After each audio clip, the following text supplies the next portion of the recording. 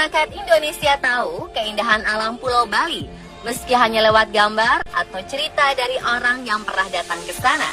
Bahkan nama Bali di mata wisatawan mancanegara pun lebih terkenal daripada nama Indonesia sendiri. Hal ini wajar terjadi karena Pulau Dewata memang memiliki berbagai keindahan alam yang berpadu harmonis dengan budaya lokal yang ada. Kita semua tahu mayoritas masyarakat Bali memeluk agama Hindu. Hal ini tercermin dalam berbagai upacara dan adat istiadat di kehidupan sehari-hari. Namun, di antara pemeluk agama Hindu, terselip penganut Katolik dan mereka bergandengan erat hingga kini dalam menjalani aspek kehidupan serta berbaur mempertahankan tradisi yang ada. Salah satu penganut agama Kristen Katolik pertama di Pulau Dewata terletak di Banjar Tuka, Desa Dalung. Desa pertama di Bali yang memeluk agama Kristen Katolik.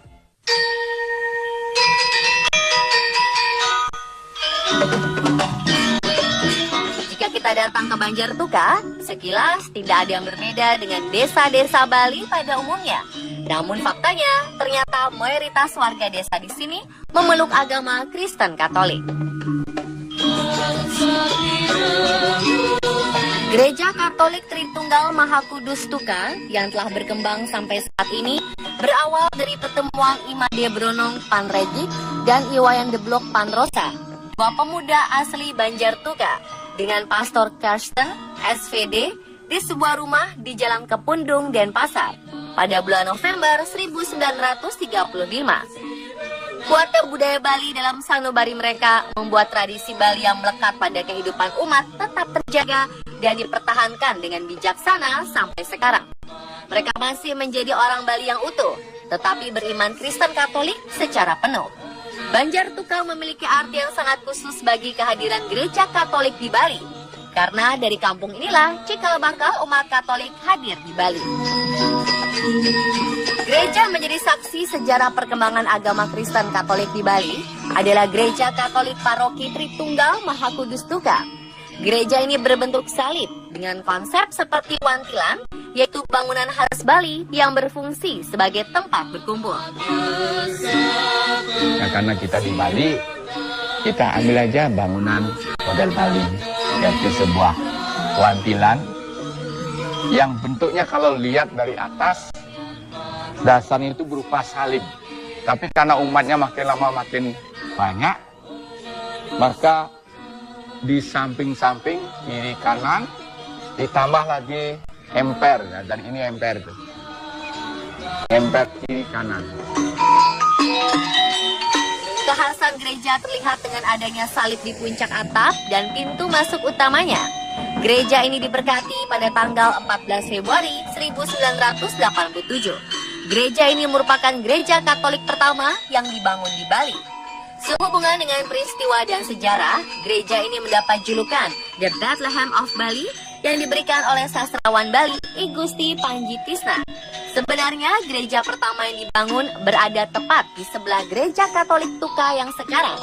Peletakan batu pertama saat pendirian gereja perdana di Tuka ini dilakukan tanggal 12 Juli 1936. Dan pada tanggal 14 Februari 1937, gereja ini diresmikan oleh Monsignor Abraham dari Michigan City, Amerika Serikat. Karena umatnya semakin banyak, maka didirikanlah bangunan yang lebih besar seperti sekarang ini. Berbeda dengan bangunan gereja pada umumnya, arsitektur tradisional Bali sangat melekat di gereja ini. Menariknya lagi, pintu utama yang terdapat di depan gereja hanya akan dibuka pada hari-hari tertentu saja, yaitu ketika ada perayaan atau upacara-upacara keagamaan yang dilakukan oleh umat Katolik Tuka. Begitu pula ruang suci yang ada di dalam gereja. Pintu ruang suci ini pun dibuka pada saat ibadat atau misa saja. Gedung gereja yang berbentuk wantilan ini memiliki sisi-sisi yang terbuka dan atap bertingkat. Arsitektur Bali sangat melekat pada bangunan gereja yang bisa kita lihat dari ornamen-ornamen ukirannya.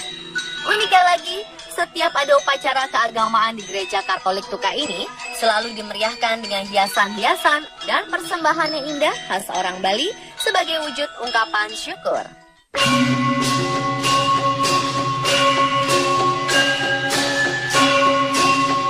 Siapa yang tidak tahu gamelan? Alat musik tradisional ini mempunyai irama tersendiri yang membuat jatuh cinta para penikmatnya.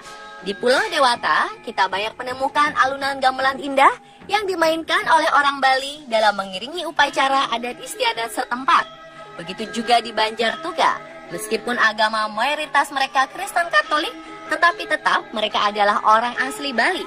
Budaya menabuh gamelan pun sudah melekat di kehidupan mereka dan akan tetap selalu dilestarikan dengan cara mengenalkan gamelan ke anak cucu mereka. Namun yang membedakan gamelan di sini, khususnya di gereja Katolik Tuka ini adalah gamelan digunakan untuk mengiringi lagu-lagu khusus rohani yang dilantunkan saat upacara keagamaan saja.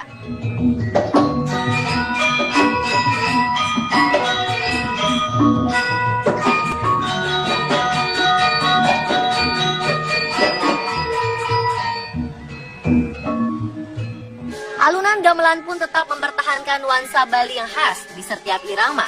Uniknya lagi, penabuh gamelan yang biasa mengiringi kegiatan upacara di gereja tidak selalu semua orang yang beragama Kristen Katolik. Namun, ada juga warga yang beragama Hindu turut serta menabuh gamelan. Hal ini menunjukkan adanya toleransi beragama dan juga menjadi ajang solidaritas antar umat beragama di desa ini. Selain budaya menabuh gamelan, ada juga sanggar tari yang dibentuk untuk melestarikan seni tari di Banjartuka ini. Yang membedakan di sini adalah tarian-tariannya hanya dipentaskan di acara keagamaan Gereja Katolik Tuka.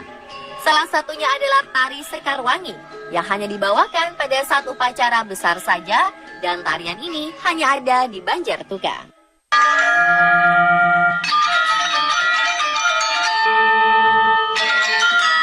Salah satu daya tarik tersendiri dalam menyambut Hari Raya Natal di Banjartuka ini adalah mereka juga melakukan tradisi nampah.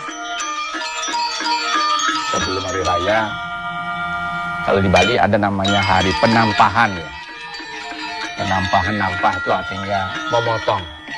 Apa yang dipotong? Biasanya babi ya. Jadi ada hari sebelum hari H-nya adalah penampahan. Kalau Natal tanggal 25, tanggal 24 itu adalah penampahan. Tradisi ini merupakan kegiatan memotong babi yang biasanya dilakukan 1 hari sebelum perayaan Hari Natal. Dalam menyelenggarakan kegiatan nampah di Tuka, umat Nasrani Gereja Katolik Tritunggal Maha Kudus bersama-sama menabung dalam jangka waktu 1 tahun. Pelaksanaannya pun dilakukan secara gotong royong. Setelah semuanya selesai, mereka membawa pulang daging dan memasaknya di rumah. Tidak sampai di situ saja, hasil masakan yang diolah tadi kemudian dibagikan ke tetangga-tetangga mereka, khususnya beragama Hindu. Kegiatan membagikan makanan ini disebut tradisi ngejot. Tradisi-tradisi ini sudah dilakukan secara turun-temurun dan sudah ada sejak zaman dulu.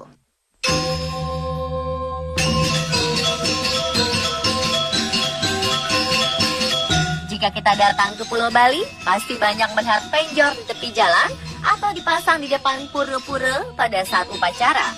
Penjor sangat identik dengan kehidupan Bali dan selalu menjadi ikon yang tidak bisa lepas di setiap upacara adat istiadat keagamaan masyarakatnya. Misalnya Hari Raya Galungan dan Kuningan, umat Hindu di Bali akan memasang penjor di depan rumahnya masing-masing. Demikian halnya di Banjartuka ini, meskipun mayoritas penduduknya beragama Katolik, ternyata mereka juga memasang pepenjoran di rumah masing-masing ketika menyambut Hari Natal. Yang membedakan pepenjoran di sini dengan penjor di Bali pada umumnya adalah tanpa adanya sanggah atau tempat sesaji yang biasanya diletakkan di bagian bawah penjor. Kemudian uniknya lagi, pada saat perayaan Natal, mayoritas umat Nasrani di Tuka tetap menggunakan pakaian adat khas masyarakat Bali saat melaksanakan upacara. Ini menandakan toleransi antar agama yang telah terjalin lama di Pulau Bali.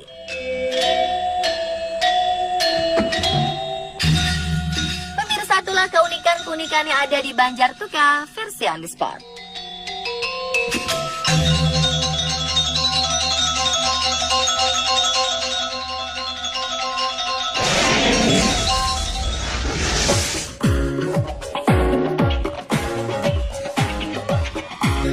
Ternyata di dunia ini ada pulau yang bentuknya menyerupai hati atau love. Ada pula yang menyerupai